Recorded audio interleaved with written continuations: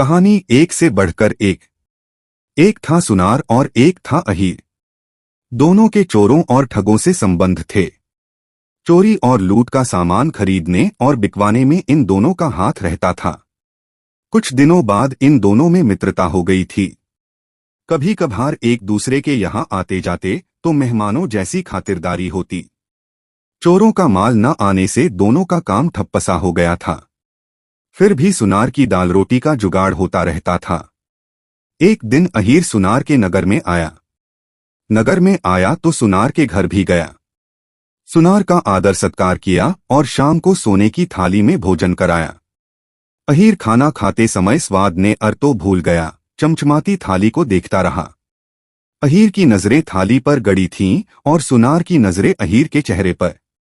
सुनार ने सोचा कि अहीर है तो मित्र, फिर भी कहा जाता है कि चोर चोरी से जाए, हेराफेरी से न जाए। अहीर से बचके तो रहना ही पड़ेगा। सुनार ने उसे रात को सामने वाले कमरे में लिटा दिया। अहीर थाली को हथियाने के तरीके सोचते सोचते सो गया।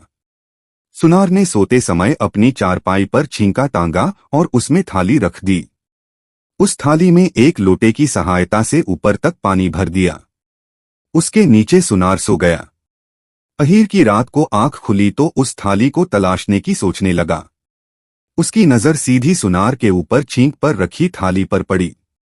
वह आया और बड़ी सावधानी से थाली को हल्के से छुआ और उचक्कर देखा, थाली पानी से लबालब है।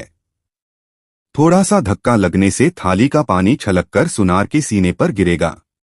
अहीर के दिमाग में तुरंत एक बात आई। उसने चूल्हे की राख एक दूसरी पाली में भर ली। सुनार के कमरे में पहुंचकर वह छींके पर रखी थाली में राख डालता गया। राख वाली का सारा पानी सोख गई। उसने सावधानी से थाली उतारी और घर के बाहर निकल गया। थोड़ी दूर ही सामने एक गड्ढा था। अहीर ने थाली उसी गड्ढे में गाड़ी और आकर सो गया। सुनार की आंख खुली तो उसने ऊपर देखा, थाली गायब थी। वह उठा और दबे पांव अहीर की चारपाई के पास गया। उसने देखा कि अहीर के पैर गीले हैं। वह समझ गया कि अहीर थाली को सामने वाले गड्ढे में गाड़ आया है। सुनार गया और उसने गड्ढे की तली में टटोलना शुरू कर दिया। थाली मिल गई। सुबह होते ही अहीर तैयार होकर घर जाने लगा। सुनार ने उससे एक दिन और रुकने के लिए कहा। अहीर रुक गया। अहीर को फिर उसी तरह की चमचमाती थाली में खाना दिया गया। अहीर ने उस थाली को ध्यान से देखा और पहचान गया। थाली के किनारे पर एक जगह निशान था। अहीर समझ गया कि सुनार वहां से थाली निकाल लाया है। सुनार भी उसकी नजरों से समझ गया कि इसने वाली पहचान ली है। खाना खाते समय अहीर बोला, मैं अपने को बहुत तीरंदाज मानता था, लेकिन तुम मेरे से भी 4 कदम आगे निकले। फिर काम धंधे की बातें चलती रहीं। दोनों इस बात पर तैयार हो गए कि पैसे कमाने के लिए कहीं बाहर चलते हैं। दूसरे दिन दोनों चल दिए। दोनों एक शहर में पहुंचकर घूमते रहे। घूमते घूमते शहर के दूसरे छोर पर पहुंचे। वहां उन्हें सामने एक शवयात्रा आती नजर आई। दोनों पुण्य का काम समझकर उस शवयात्रा में शामिल हो गए। उन्हें पता चला कि यह शवयात्रा तो शहर के बहुत बड़े सेठ की है। दोनों इस शद से कुछ कमाने की सोचने लगे। सुनार बोला, एक काम करते हैं। अहीर बोला, क्या? सुनार ने कहा, थोड़ी देर में शव जलाने के बाद सेठ के लड़के घर जाएंगे। तुम इनके साथ जाकर घर देख लेना और फिर 1 घंटे बाद जाकर सेठ के लड़कों से कहना कि सेठ को मैंने 10,000 रुपए रखने के लिए दिए थे, लेने आए हैं, और वे मना करें तो कहना कि मरघट पर चलकर सेठ जी से पूछ लो। यदि सेठ जी हाँ में आवाज देते हैं तो दे देना। इतना कहकर यहीं आ जाना। मैं तब तक एक सुरंग खोदना शुरू करता हूँ। अहीर उनके साथ चला गया और 1 घंटे बाद उनके लड़कों से उसी प्रकार बताकर 10,000 रुपए मांगे। उन्होंने खाते देखे। खाते में होते तो मिलते। अहीर ने कहा, कल आप फूलने जाएंगे, वहीं सेठ जी से पूछ लेना और उनकी आत्मा यदि कहती है तो दे देना, नहीं तो मैं समझूंगा कि मेरे भाग्य में नहीं है।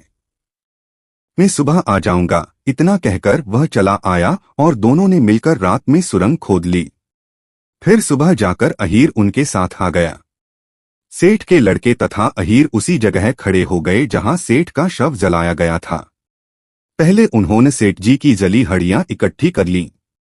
इसके बाद अहीर ने ऊंची आवाज में कहा, सेठ जी, मेरे दिए हुए 10,000 रुपए आपके खातों में नहीं मिले। यदि आपको याद हो तो हाँ कह दो और याद न हो तो मना कर दो। सुरंग से सुनार की आवाज आई, यह 10,000 रुपए मेरे पास जमा कर गया था। इसके पैसे देने पर ही मेरी मुक्ति हो पाएगी, नहीं तो मैं नरक में पड़ा रहूंगा। घर जाकर सेठ के लड़कों ने अहीर को 10,000 रुपए दे दिए। अहीर रुपयों की पोटली लेकर सीधा अपने घर चल दिया। सुनार भी जानता था कि वह सीधा घर जाएगा, इसलिए उसके जाते ही वह सुरंग से निकल आया और अहीर के घर को चल दिया। जब सुनार बाजार से निकल रहा था तो उसने एक जोड़ी जूते बढ़िया वाले खरीदे और लेकर चल दिया। अब अहीर का घर करीब 2 मील रह गया था। उसने वहीं रास्ते पर उसके आने की प्रतीक्षा की। दूर पर उसे अहीर आता दिखाई दिया। उसने एक जूता वहीं डाल दिया और आगे बढ़ गया। एक जूता उसने एक फरलांग की दूरी पर डाल दिया। जूते डालकर वह एक पेड़ की आड़ में खड़ा हो गया। जब अहीर पहले जूते के पास से निकला तो उसका मन ललचाया, लेकिन एक जूता होने के कारण वह आगे बढ़ गया। आगे जाकर उसे उसी जूते के साथ का दूसरा जूता दिखाई दिया। उसका मन ललचाया। उसने इधर उधर देखा, कोई दिखाई नहीं दिया। उसने पोटली वहीं रखी और तेज कदमों से पीछे वाला जूता लेने के लिए लौट गया। इधर सुनार ने रुपयों की पोटली सिर पर रखी और खेतों में छिपटाठियाता गायब हो गया। जब अहीर जूता लेकर वापस आया तो उसने देखा कि पोटली गायब है। उसने जूते वहीं फेंके और सुनार के घर को चल दिया। सुनार ने घर आते ही अपनी पत्नी से कहा कि अहीर आता ही होगा, उससे कहना कि मैं अभी आ पर नहीं हूं। इतना समझाकर वह एक सूखे, गहरे व अंधेरे कुएं में छिप गया। करीब 1 घंटे बाद अहीर सुनार के घर आया। अहीर ने सुनार के आने के बारे में पूछा तो उसकी पत्नी ने कहा, वह तो तुम्हारे साथ ही गए थे, यहां तो आए नहीं।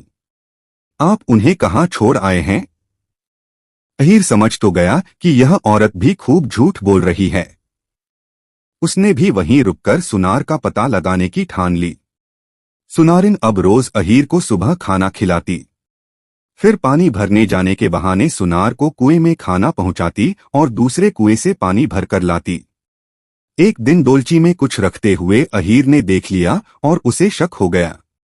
सुनारिन जैसे ही पानी भरने घर से निकली तो अहीर भी उसके पीछे पीछे चला गया।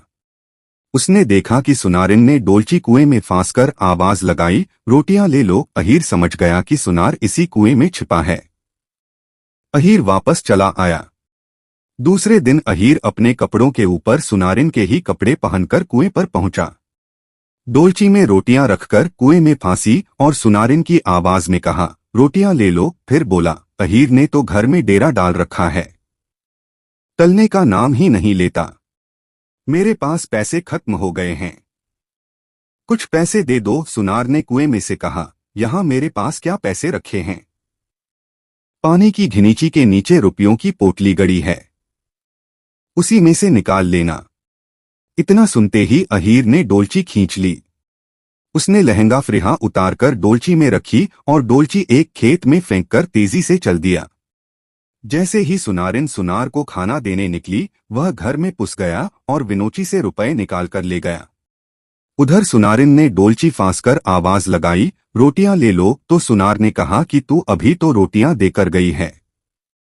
तुरंत उसी क्षण उसके दिमाग में आया और बोला, जल्दी निकाल, कुएं से अहोर सब रुपए लेकर चला गया होगा। दोनों घर पहुंचे तो देखा कि पानी को बिनाची खुदी पड़ी है, उसमें 1 रुपया भी नहीं निकला।